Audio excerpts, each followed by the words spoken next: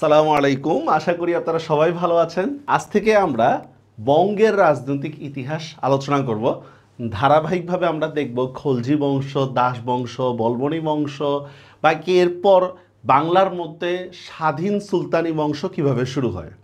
তো প্রথমেই আমরা দেখব আজকে বঙ্গে খলজি বংশের শাসন নিয়ে। সেই আমাদের ইতিহাস, ইখতিয়ার উদ্দিন, মোহাম্মদ বখতিয়ার খিলজি, এগুলো আমরা বিস্তারিত আলোচনা করব। প্রথমে একটা কনফিউশন দূর করি যে আসলে লক্ষণ সেনকে যিনি পরাজিত করছেন তার নামটা কি, ইখতিয়ার খলজি নাকি বখতিয়ার খলজি? তো দেখেন, আরবিতে বিন বা বিনতে এই শব্দের পরে হচ্ছে বাবার নাম হয়।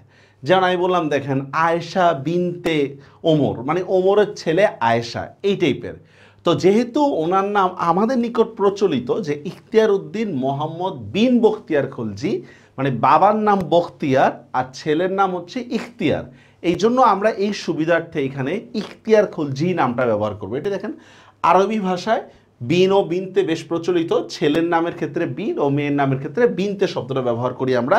মনে রাখতে হবে বিন বা বিনতের পরে বাবার নাম হয়, যেমন মোহাম্মদ বিন কাসিম ইত্যাদি। তো যেহেতু ওনার নাম ইখতিয়ার উদ্দিন মোহাম্মদ বখতিয়ার খলজি, এই জন্য আমরা কি ইখতিয়ার খলজি নামটাই বেশি ব্যবহার করব। আসেন, ইখতিয়ার খলজি বা বাকি যে খলজি শাসক ছিল তাদের কৃতিত্বগুলো কি আমরা দেখি। ইখতিয়ার খলজি বিহার আক্রমণ করেন। প্রথমে কিন্তু তিনি যে বাংলা আক্রমণ করেন এমন না, নালন্দা মহাবিহার ধ্বংস করেন, যেটা হচ্ছে এশিয়ার প্রাচীনতম বিশ্ববিদ্যালয়। এইটা উনি ধ্বংস করছেন, বলা হয় তাকে এটা ভুলবশত ধ্বংস করছেন। বঙ্গে মুসলিম শাসন সুপ্রতিষ্ঠিত করেন। তিব্বত অভিযানে অসুস্থ হয়ে তিনি মারা যান। আলী মর্দান খলজি দেখেন দিল্লির সহায়তায় তিনি বঙ্গের শাসক হন। দিল্লির সহায়তায়, কিন্তু তার মানে ওনার সময় বোঝা গেল যে বাংলার যে স্বাধীন যে একটা চেতা, এটা অনেকটাই মানে হচ্ছে নষ্ট হয়ে গেছে, কিন্তু জনপ্রিয়তা হারিয়ে আমিরদের হাতেই নিহত হন। গিয়াসউদ্দিন খলজি দেবকোট থেকে রাজধানী লখনৌতে স্থানান্তর করেন। আমরা এখন যেটাকে বলি বঙ্গ, ওই সময় লখনৌ, ফার্স্টে ছিল লক্ষণাবতী, এরপর হচ্ছে লখনৌ। লখনৌতে স্থানান্তর করেন। আব্বাসীয় খলিফা থেকে স্বীকৃতি লাভ করেন। চিন্তা করেন, একটা প্রদেশ বা একটা ছোট একটা দেশের রাষ্ট্রেরকে আব্বাসীয় খলিফা স্বীকৃতি দিয়েছে, এইটা নিয়ে পরবর্তীতে কিন্তু ইলতুৎমিশের সাথে কিন্তু তার বাধাবাধি হয়। বঙ্গের শক্তিশালী নৌবহর গঠন করেন। খুবই স্বাভাবিক, যেহেতু হচ্ছে পুরো বঙ্গটা কি নদী দ্বারা হচ্ছে কি বেষ্টিত। দিল্লির সুলতানদের সাথে যুদ্ধে লিপ্ত হন, একে আলী মর্দান খিলজি। আমরা বিস্তারিত আলোচনা করব। ফার্স্টেই দেখেন ইখতিয়ার খলজির প্রথম জীবনটা কেমন ছিল। উত্তর আফগানিস্তানের গরমশির এলাকার বাসিন্দা ইখতিয়ার খলজি, তুর্কিতে যা খিলজি বংশের অন্তর্ভুক্ত ছিলেন। আপনারা খিলজি বংশের ইতিহাসটা আরও পড়ছেন যখন আমরা ভারতের মানে দিল্লির ধারাবাহিক ইতিহাস নিয়ে আলোচনা করছিলাম, আলাউদ্দিন খলজি, জালালউদ্দিন খলজি, ওনাদের নিয়ে। 1195 সালে তিনি গজনিতে শিহাবুদ্দিন ঘুরির সেনা বিভাগে কাজ করাতে চাইলেও ব্যর্থ হন, প্রথম ব্যর্থতা। পুনরায় ভাগ্য পরীক্ষার জন্য দিল্লিতে কুতুবউদ্দিন আইবিকে সেনা বিভাগে কাজ করার চেষ্টা করেও সফল হননি। দেখছেন, দুইবারই ব্যর্থ, কারণ তিনি একটু বেটে এবং দীর্ঘ বাহু বিশিষ্ট ছিলেন, এবং এইটা শারীরিক খুদ তুর্কিদের নিকট বিশাল অমঙ্গল বলে বিবেচিত যে একজন সৈনিক যদি খাটো হয়, পেট মোটা হয়, তাহলে কিভাবে সে যুদ্ধ করবে। এরপর তিনি বাদাউন হচ্ছে উত্তর ভারতের একটা প্রদেশ, বাদাউনের মালিক হিজবর উদ্দিন তাকে একটা সাধারণ সৈনিক হিসেবে একটা চাকরিতে নিয়োগ দেন। কিছুদিন পর সেখান থেকে তিনি অযোধ্যায় চলে যান। অযোধ্যার শাসক হুসামউদ্দিন তার প্রতিভায় মুগ্ধ হয়ে দেখেন মির্জাপুর জেলার ভাগাওয়াত ও ভিউলি নামে দুইটা পরগনার কি করে জায়গির দেন। কোন জায়গায়? মির্জাপুর, আমরা ম্যাপের মাধ্যমে দেখব। এবং মুসলিম রাজ্য পূর্ব সীমান্তে সীমান্তরক্ষীর কাজ করেন। এখান থেকে তিনি ভাগ্য উন্নয়ন শুরু করেন এখান থেকেই। এই সময় নববিজিত হিন্দুস্তানে খলজি ও তুর্কি লোকেরা জীবিকার আশায় ঘোরাফেরা করত। তাদের অনেককে নিয়ে ইখতিয়ার শক্তিশালী সেনাবাহিনী গঠন করেন। প্রথম পর্যায়ে হিন্দুদের বিরুদ্ধে তিনি মোকাবেলা করেন নাই, কি করছে, দক্ষিণ বিহারের যে অরক্ষিত এলাকা আক্রমণ করেন, এর দ্বারা তিনি অর্থ ও ভূমি উভয় দখল করতে সক্ষম হন। মনে করেন ঢাকার মধ্যে যে সরকার, তাকে আপনি ফেলতে পারবেন না, সে খুব স্ট্রং। তা আমি চিন্তা করলাম, ঠিক আছে, ঢাকার সরকারকে যেহেতু পরাজিত করতে পারবো না, আমি এক কাজ করি, ভোলার সরকারকে পরাজিত করি, অথবা আমি এমন কোনো অঞ্চল দখল করি যে অঞ্চলের শাসক এত বেশি শক্তিশালী না।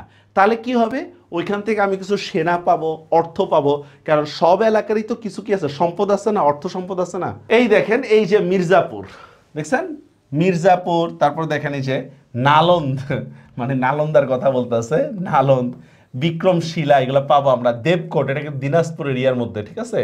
চাম্বু ভ্যালিটা পরে পাবো, নদিয়া, এই যে নদিয়াটাই কিন্তু জয় করছে। বাংলার কিন্তু আধুনিক ম্যাপের একটা অংশ আমরা দেখাচ্ছি, বাংলার আধুনিক ম্যাপের।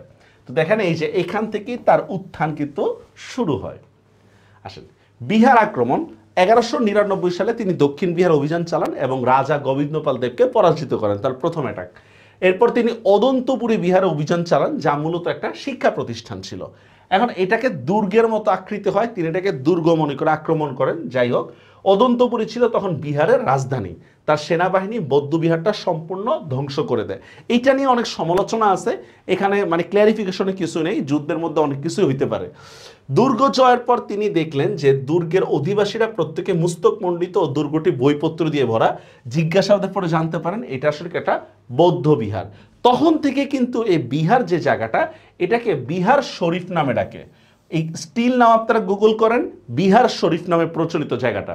বিহার জয়ের পর তিনি অনেক উপঢৌকন নিয়ে কুতুবউদ্দিন আইবেকের সাথে দেখা করতে চান। কুতুবউদ্দিন আইবেক তখন কোন জায়গার? কুতুবউদ্দিন আইবেক তখন দিল্লিতে আছে, ঠিক না। দিল্লির বাদশার সাথে কোনো ঝামেলা উনি করতে চান নাই। এখন দেখেন, যখন কুতুবউদ্দিন আইবেককে তিনি অভিনন্দন দেন বা উপঢৌকন দেন, কুতুবউদ্দিন তাকে কি দেশ পরিচালনার মতো অনুমতি দেওয়া দেয়। এটা দেখেন, কুতুবউদ্দিন তাকে অভিনন্দন ও খিলাত প্রদান করেন, ফলে তার মর্যাদা আরও বেড়ে যায়। এরপর তিনি বাংলা জয়ের শক্তি অর্জন করতে থাকেন, যে এবার মিশন বাংলা। এখন একটা প্রশ্ন আসতে পারে যে উনি লখনৌ আক্রমণ না করে নবদ্বীপ বা লক্ষণ সেনের অন্য বাসস্থানের মধ্যে আক্রমণ করছে কেন, সেটা আমরা পরবর্তী আলোচনা করবো, একটু অপেক্ষা করি আমরা। নালন্দা মহাবিহার, নালন্দা মহাবিহারের অবস্থান ছিল বর্তমান ভারতের বিহার প্রদেশের রাজগীরে। আর আমরা দেখছি যে হচ্ছে উনি বিহারে আক্রমণ করছে। নালন্দা মূলত একটা গ্রামের নাম, নালন্দা শব্দের অর্থ হচ্ছে ধানে অকৃপণ। রেকর্ড অনুসারে নালন্দা মহাবিহার 3 বার ধ্বংস করা হয়েছিল। কি দেখেন, স্কন্দগুপ্ত, আপনারা নিশ্চয় গুপ্ত বংশের শাসন নিয়ে পড়ছিলেন, আমরা ক্লাস নিয়েছিলাম। স্কন্দগুপ্তের শাসন আমলে মিহিরকুলের অধীনে হিউয়েন দ্বারা প্রথম ধ্বংস হয়েছিল, পরবর্তীতে নির্মাণ করা হয়। দ্বিতীয় দেখেন, সপ্তম শতাব্দীতে গৌদাস নামে এটা ধ্বংস করেন, পরবর্তীতে রাজা হর্ষবর্ধন এটা পুনরায় নির্মাণ করেন। আর 1199 সালে ইখতিয়ার খুলছি এটাকে ধ্বংস করেন, ঠিক আছে। ঐতিহাসিক মিনহাজ, মিনহাজের একটা গ্রন্থ আছে, নাম হচ্ছে তাবাকাতে নাসিরি। তাবাকাতে নাসিরিতে লেখেন যে ইখতিয়ারের সেনারা অদন্তপুরী বিহার সেনা শিবির মনে করে ভুলক্রমে আক্রমণ করে। 200 জন সেনা নিয়ে তিনি বিহার আক্রমণ করেন, চতুর্দিকে প্রাচীর বেষ্টনীয় ছিল। তিব্বতের ঐতিহাসিক লামা তারানাথ লেখেন যে সেন আমলে তুর্কি অভিযানের ভয় বৌদ্ধ বিহারগুলো সুরক্ষার ব্যবস্থা নেওয়া হতো। ইখতিয়ার খিলজি বাংলা জয় নিয়ে ঘটনাগুলো মিনহাজের ভাষ্যের উপর ডিপেন্ড করে। মিনহাজ হচ্ছে তার পরবর্তী 40 বছর পরে আসছে, মানুষের কাছ থেকে যা শুনছে সেগুলোই বলতেছে। দেখেন, এই সম্পর্কে অন্য কোনো ঐতিহাসিক মানে পাওয়া যায় না, তথ্য পাওয়া যায় না। ইখতিয়ারের বাংলা জয় 40 বছর পর মিনহাজ বাংলা সফর করেন এবং এই সম্পর্কিত প্রচলিত কথাগুলোকে তিনি হচ্ছে তার লেখায় তুলে ধরেন। তবাকাতে নাসির, মিনহাজের গ্রন্থের নাম বললাম না, এই দেখেন মিনহাজের গ্রন্থের নাম তবাকাতে নাসিরি। হ্যাঁ, এবার বঙ্গ অভিযান দেখেন, বিহারের শাসন প্রতিষ্ঠা করার পর ইখতিয়ার খলজি বঙ্গের দিকে দৃষ্টিপাত করে যে এবার বঙ্গ তোমার খবর আছে। এই সময় বঙ্গের রাজা ছিল লক্ষণ সেন। তিনি গৌড় বা লক্ষণাবতী ছিল তার রাজধানী। দেখেন কোনটা রাজধানী ছিল, গৌড় বা লক্ষণাবতী। নদিয়া বা নবদ্বীপ ছিল তার রাজনিবাস, মানে রাজধানী একটা, রাজনিবাস একটা। মনে করেন ঢাকা হচ্ছে রাজধানী, আর মনে করেন যে সরকার প্রধানের বাড়ি হচ্ছে মনে করেন গোপালগঞ্জে বা চিটাগাঙে, এই টাইপের। নদিয়া ছিল বঙ্গের দ্বিতীয় রাজধানী। নদিয়া ছিল বেসিক্যালি হচ্ছে শান্তিকামী পুণ্যার্থী লোকদের বাসভূমি, যার জন্য এখানে তেমন একটা সিকিউরিটির ব্যবস্থা ছিল না। মুসলমান কর্তৃক বঙ্গ আক্রমণের পূর্বে গৌড় বিশৃঙ্খলা, অরাজকতা, অভ্যন্তরীণ কলহর কেন্দ্রস্থলে পরিণত হয়েছিল। আর আপনারা জানেন লক্ষণ সেন কিন্তু বেশ বৃদ্ধ বয়সেই কিন্তু ক্ষমতায় বসছে। লক্ষণ সেন তখন বয়োবৃদ্ধ, তিনি রাজধানী থেকে দূরে নদিয়ায় বাস করতেছিলেন, যে ভাই তোরা গ্যাঞ্জাম কর, আমি পারব না এগুলো থাকতে। বিহার বিজয়ের পরপরই লক্ষণ সেনের সভাসদগণ তাকে নদিয়া ত্যাগ করতে বললেও তিনি যান নাই। কারণ লক্ষণ সেন বেসিক্যালি হচ্ছে গৌড়ের জন্য যতটুকু সিকিউরিটি দরকার সেগুলো তিনি করছেন, গৌড়ের সিকিউরিটি। কিন্তু নদিয়াতে যে ইখতিয়ার খিলজি আক্রমণ করতে পারে এটা তিনি ভাবেনি নেই। আক্রমণ পদ্ধতিটাও কিন্তু ইন্টারেস্টিং। ইখতিয়ার খিলজি দেখেন, বিহার থেকে বঙ্গে প্রবেশ করতে গেলে তেলিয়াগড়ি, এই জিনিসটা আমরা পরেও পাবো, তেলিয়াগড়ি ও শিকড়গড়ি এই নামে 2টা গিরিপথ দিয়ে আসতে হইতো। এগুলো বঙ্গের প্রবেশদ্বার। যেমন দেখেন আমাদের নৌপথে প্রবেশদ্বার কোনটা, চট্টগ্রাম, এটাই হচ্ছে বঙ্গের প্রবেশদ্বার ছিল। এগুলা খ্যাত ছিল, বেশ সুরক্ষিত ছিল। ইখতিয়ার খলজি গৌড় আক্রমণ না করে 1204 সালে তিনি ঝাড়খণ্ডের দুর্গম অরণ্যের মধ্য দিয়ে লক্ষণ সেনের অবকাশকালীর রাজধানী নদিয়াতে আক্রমণ করেন। কারণ কি, যদি রাজা শেষ হয়ে যায় রাজ্যও শেষ, এই টাইপের। এই সময় নদিয়া আক্রমণ করবে তা লক্ষণ সেন ভাবতেও পারেনি। এই জন্য তিনি নদিয়ার সুরক্ষার তেমন একটা ব্যবস্থাও ছিল না তার। দুইটো কারণে ইখতিয়ার খলজি নদিয়া আক্রমণ করেন। এক নম্বর কি দেখেন, রাজা যেহেতু নদিয়াতে বাস করেন, সুতরাং এর গুরুত্ব রাজধানীর চেয়ে কোনো অংশে কম না। আর দুই নম্বর ছিল গৌড় ছিল বেশ সুরক্ষিত, তার তুলনায় নদিয়া বেশ অরক্ষিত ছিল। আরেকটা বিষয় হচ্ছে রাজা শেষ মানে কি, রাজ্যও অনেকটা শেষ। বিশাল সেনাবাহিনী নিয়ে ইখতিয়ার খলজি নদিয়া আক্রমণ করেন, যার মধ্যে 17 জন তার সাথে দ্রুত গতিতে আসতে পারে। এমন না যে মাত্র 17 জন নিয়ে যাবে, এটা কোনো পাগলও করবে না যে 17 জন নিয়ে যায় আমি একটা যুদ্ধ করতে যাব। প্রায় বিনা বাধায় নদিয়া ও পার্শ্ববর্তী অঞ্চল মুসলমানদের হস্তগত হয়। লক্ষণ সেন পালিয়ে গিয়ে পূর্ববঙ্গে কিছুদিন রাজত্ব করেন। লক্ষণ সেন সেখান থেকে পালায় গেছে। এবার উনি গৌড়ের দিকে দিছে আক্রমণ। নদিয়া বিজয়ের পর ইখতিয়ার খলজি গৌড়ে অভিযান পরিচালনা করেন। যেহেতু রাজা চলে গেছে, এখন গৌড়কে রক্ষা করার মতো কোনো নেতৃত্ব তখন ছিল না। সুরক্ষিত থাকলেও মুসলমানদের আক্রমণ প্রতিহত করতে পারেনি, কারণ নদিয়াতে রাজনিবাস স্থানান্তর পরেই গৌড়ের গুরুত্ব অনেকটাই কমে গেছিল। মনে রাখবেন, যেখানে রাজা থাকে সেখানে কিন্তু জাঁকজমক বা তার গুরুত্বটা বেশি থাকে। ইখতিয়ার খলজি গৌড়ে তার রাজধানী স্থাপন করেন। এরপর এর নাম দেন হচ্ছে লখনৌতি। গৌড়ের নাম দেয় হচ্ছে লখনৌতি। আর এগুলার নাম বঙ্গদেবী হচ্ছে শামসুদ্দিন ইলিয়াস শাহ আরো কয়েকশো বছর পরে। অথবা তিনি বরেন্দ্র জয় করেন। বরেন্দ্র নিশ্চয়ই জানেন, দিনাজপুর।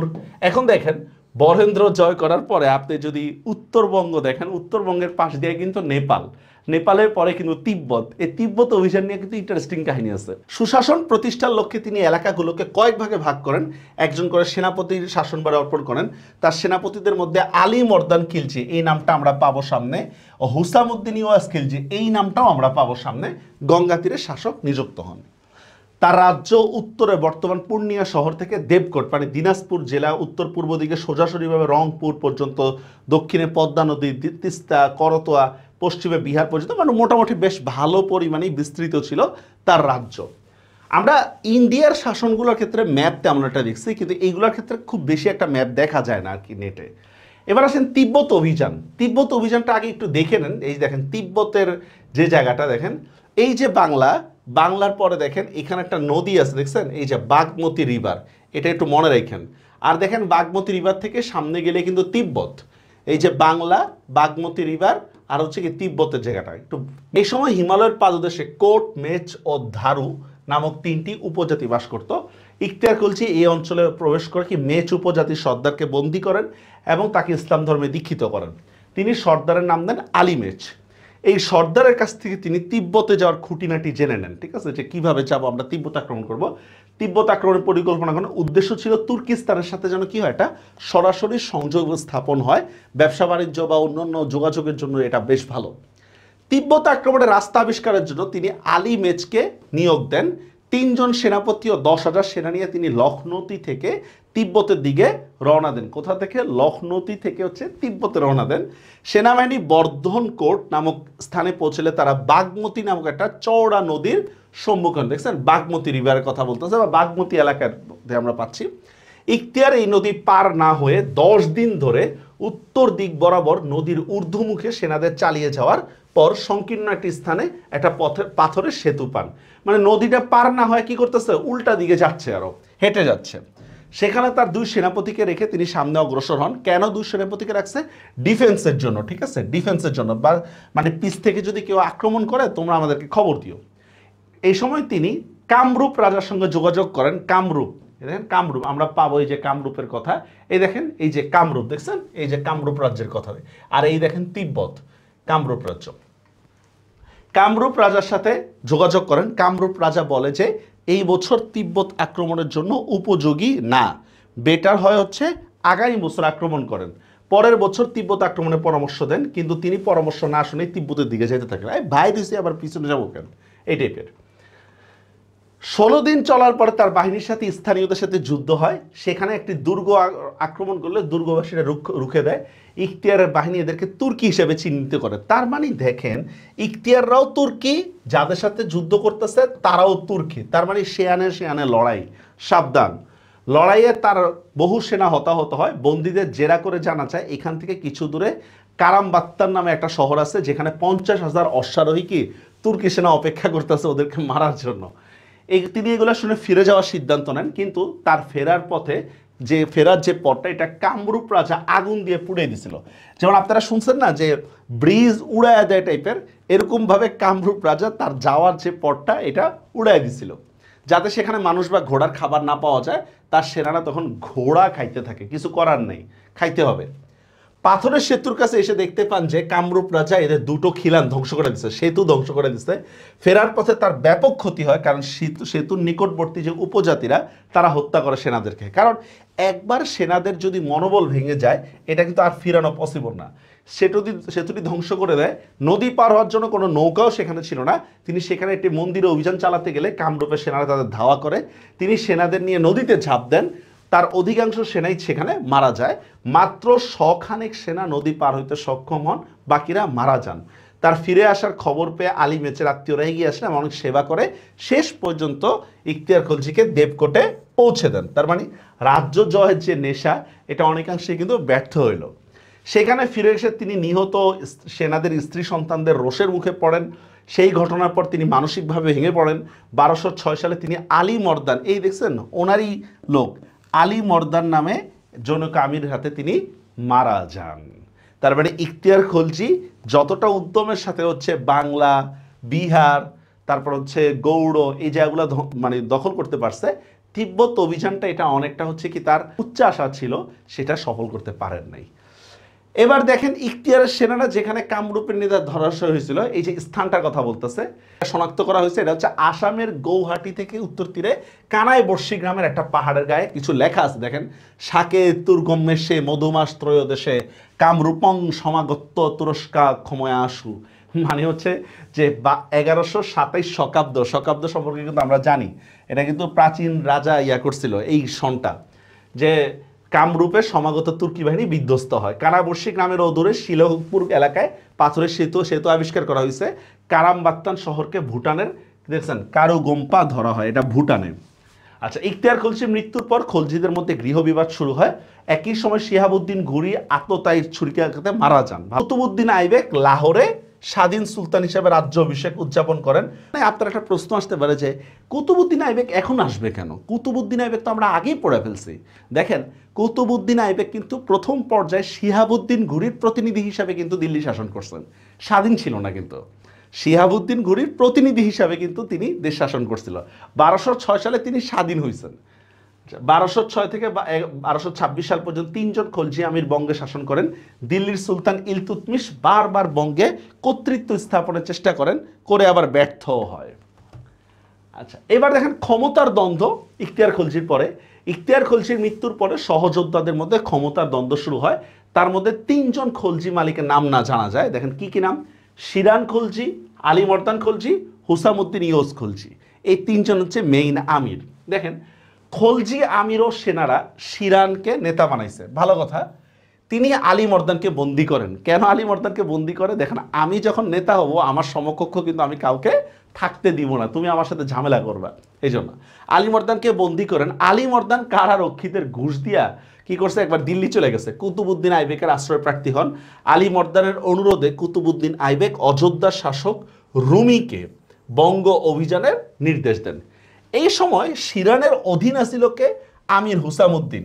এই যে আমির হুসামুদ্দিন, যে আরেকজন আমির হুসামুদ্দিন, এই যে সে কি করছে, রুমির পক্ষ নেয়। সে বুঝতেই পারছে যে দিল্লির আক্রমণ হচ্ছে, শিরান সেভ করতে পারবে না। রুমি লখনৌতি দখল করে। দিল্লির সুলতানের প্রতিনিধি রূপে 1208 সালে হুসামুদ্দিনকে দেবকোটের আমির করা হয়। এই সময় লখনৌতির স্থলে দেবকোট মুসলিম শক্তির প্রাণকেন্দ্র হয়ে দাঁড়ায়। দেবকোট কোথায়? এটা দিনাজপুর এরিয়ার মধ্যে রয়েছে। আলী মর্দান খলজি দিল্লির সুলতানের প্রিয় পাত্র হয়ে ওঠেন। তার কাজে মুগ্ধ হয়ে কুতুবউদ্দিন আইবেক তাকে বঙ্গদেশের শাসক হিসেবে প্রেরণ করেন। হুসাম বিনা বাধায় রাজত্ব ছেড়ে দেয়, কোনো ঝামেলা করে না হুসাম, মানে ইয়োজ খিলজি। আলী মর্দান ক্ষমতায় বসেন। যতদিন আইবেক বেঁচে ছিলেন ততদিন আলী মর্দান দিল্লির অনুগত ছিলেন, কোনো ঝামেলা করেন নাই। কিন্তু কুতুবউদ্দিনের মৃত্যুর পরে আলী মর্দান 1210 সালে স্বাধীনতা ঘোষণা করেন। পরবর্তীতে সে অত্যাচারী শাসক হয়ে উঠলে আমিরদের হাতে তার মৃত্যু হয়। তার মৃত্যুর পরে হুসাম গিয়াসউদ্দিন ইয়স শাহ নাম ধারণ করে ক্ষমতায় আসেন এবং এই গৃহবিবাদের অবসান ঘটে। তার মানে মেইন প্লটে ছিল আলী মর্দান আর শিরান খিলজি, তারা লাগালাগি করে শেষ। এবার ক্ষমতায় আসছে কে? হুসামউদ্দিন খিলজি। গিয়াসউদ্দিন খিলজি দিল্লির কর্তৃত্ব অস্বীকার করে স্বাধীন সুলতান হিসেবে দেশ পরিচালনা করেন। অস্বীকার করার কারণ কি দেখেন, কুতুবউদ্দিন আইবেক মারা গেছে, আসছে কে ক্ষমতায় ছিল হচ্ছে ইলতুৎমিশ। তো ইলতুৎমিশ নিজেই ঝামেলার মধ্যে আসছিল, আমার দিকে এত দেখার টাইম নেই, এই ঝামেলার মধ্যে সেই কাজটা করে। দেখেন দেশ পরিচালনা শুরু। এ সময় পূর্ববঙ্গে লক্ষণ সেনের বংশধররা কর দিয়ে রাজত্ব পরিচালনা করত। তিনি দেবকোট থেকে লখনৌতিতে রাজধানী স্থানান্তর করেন, আবার লখনৌতিতে গেল। রাজ্যের বিভিন্ন অঞ্চলে যোগাযোগ রক্ষার জন্য তিনি শক্তিশালী নৌবহর গঠন করেন। আব্বাসীয় খলিফা আর নাসিরের থেকে স্বীকৃতি লাভ করেন। তখন কিন্তু খেলাফত ব্যবস্থা ছিল, তো খলিফা যখন কাউকে স্বীকৃতি দিবে সেটা কিন্তু অনেক বড় একটা বিষয়। কথার কথা মনে করেন আমাদের কোনো সরকারকে হচ্ছে আমেরিকার প্রেসিডেন্ট স্বাগত জানাইছে বা স্বীকৃতি দিচ্ছে, এটা কিন্তু অনেক বড় একটা বিষয়। পরবর্তী দেখা যায় বাংলার প্রাধান্য নিয়ে প্রতিযোগিতার অন্যতম কারণ ছিল এই স্বীকৃতি, কারণ ইলতুৎমিশও স্বীকৃতি পাইছিল, এদিক দিয়ে হচ্ছে কি গিয়াসউদ্দিনও স্বীকৃতি পাইছে। এখন কে বড় কে ছোট এটা নিয়ে লাগবে। রাজধানী নিরাপত্তার জন্য তিনি 3 পাশে গভীর ও প্রশস্ত পরিখা নির্মাণ করেন। দেখছেন প্রতিরক্ষার ব্যাপারে কিন্তু তিনি এক্সপার্ট ছিলেন। বার্ষিক বন্যার হাত থেকে লখনৌতি ও পার্শ্ববর্তী অঞ্চলকে রক্ষার জন্য তিনি বহু খাল খনন, সেতু নির্মাণ করেন, রাস্তা নির্মাণ করে সেনা ও পণ্য চলাচলের ব্যবস্থা করেন। তিনি সুশাসক হিসেবে নিজেকে প্রতিষ্ঠিত করেন। রাজ্য বিস্তারও তার মনোযোগ ছিল। কামরূপ, উড়িষ্যা, দক্ষিণ পূর্ব বাংলা ও ত্রিহুতের রাজারা তাকে কর দিত। ডিরেক্টলি অ্যাটাক না করে হচ্ছে ওইখান থেকে করদ রাজ্যে পরিণত করেন। দিল্লির সুলতান ইলতুৎমিশ তার শাসন ভালো চোখে দেখেনি, কিন্তু আভ্যন্তরীণ গোলযোগের কারণে বঙ্গর প্রতি মনোনিবেশ করতে পারেনি। যে ভাই আপনারা জানেন যে ইলতুৎমিশ নিজেই তার আমিরদের নিয়ে ঝামেলায় ছিল। 1225 সালে তেলিয়াগড়ি গিরিপথের নিকট উভয় দলের মধ্যে একটা কি মানে হচ্ছে কি মুখোমুখি হয়, তখন ইয়স খলজি সন্ধির প্রস্তাব করেন। ইলতুৎমিশ খুশি হয়ে মালিক আলাউদ্দিন জানিকে বিহারের শাসক নিযুক্ত করেন এবং ইয়স খলজিকে বঙ্গের শাসক হিসাবেই বহাল রাখেন। সুলতান দিল্লিতে চলে যাওয়ার সাথে সাথেই ইয়স খলজি আবার হচ্ছে স্বাধীনতা ঘোষণা করছে যে মানি না তোমাকে। আলাউদ্দিন জানিকে বিতাড়িত করা হয়। গিয়াসউদ্দিন খিলজি বুঝতেই পারছে যে ইলতুৎমিশ কিন্তু এবার আমার খায়া ছাড়বে। এবার তিনি প্রায় 1 বছর যাবৎ প্রস্তুতি নিয়ে রাজধানীতে অবস্থান করেন এবং পাল্টা আক্রমণের জন্য অপেক্ষা করতে থাকেন, কিন্তু এই সময় দিল্লি বাহিনী আক্রমণ করে নাই। এই সময় দিল্লির বাহিনী অযোধ্যায় বিদ্রোহ দমনে ব্যস্ত থাকে। ইয়স মনে করেন যে এই সময় দিল্লির পক্ষে বাংলা আক্রমণ করা সম্ভব নয়, যেহেতু অযোধ্যা নিয়েই তারা ব্যস্ত আছে, ইলতুৎমিশ ওটা নিয়ে ব্যস্ত। তাই তিনি এই সময় অবসরে পূর্ববঙ্গ আক্রমণ করে। দেখছেন সে নিজের রাজধানী ছেড়ে কই চলে গেছে, এবার পূর্ববঙ্গে আক্রমণ করতে গেছে। রাজধানী লখনৌতি এ সময় অরক্ষিত থাকে। এই সুযোগে ইলতুৎমিশ তার ছেলে নাসিরউদ্দিন মাহমুদকে লখনৌতি আক্রমণের নির্দেশ দেন, তুমি যাও আক্রমণ করো। ইয়স খিলজির অনুপস্থিতিতে নাসিরউদ্দিন লখনৌতি আক্রমণ করেন। এই সংবাদ শোনা মাত্র ইয়স স্বল্প সংখ্যক সেনা নিয়ে দ্রুত রাজধানীতে ফিরে আসেন। তো দিল্লি বাহিনী পূর্বেই তার বসনকোট দুর্গ যেটা দখল করে ফেলছিল, যুদ্ধে ইয়স খিলজি পরাজিত হন এবং তাকে হত্যা করা হয়। তার মানে এই যে বাংলার যে একজন স্বাধীন সুলতান খিলজি বংশের, তিনি হচ্ছে ইলতুৎমিশের ছেলের কাছে পরাজিত হয়েছিলেন। তিনি আক্রমণের অপেক্ষা করলেও ওই সময় আক্রমণ করে নাই। পরবর্তী যখনই সুযোগ পাইছে সুযোগটা কিন্তু ইলতুৎমিশ কাজে লাগাইছে। তো এই ছিল আজকে আমাদের হচ্ছে খিলজি বংশের শাসন সম্পর্কে বিস্তারিত আলোচনা। কেমন লেগেছে অবশ্যই কমেন্টে জানাবেন, আর আপনারা এই ভিডিওগুলো দেখতে চান কিনা সেটা অবশ্যই জানাবেন। সবাই ভালো থাকবেন। নেক্সট ক্লাসে আমরা বঙ্গে মামলুক বংশের শাসন নিয়ে আলোচনা করব। আল্লাহ হাফেজ।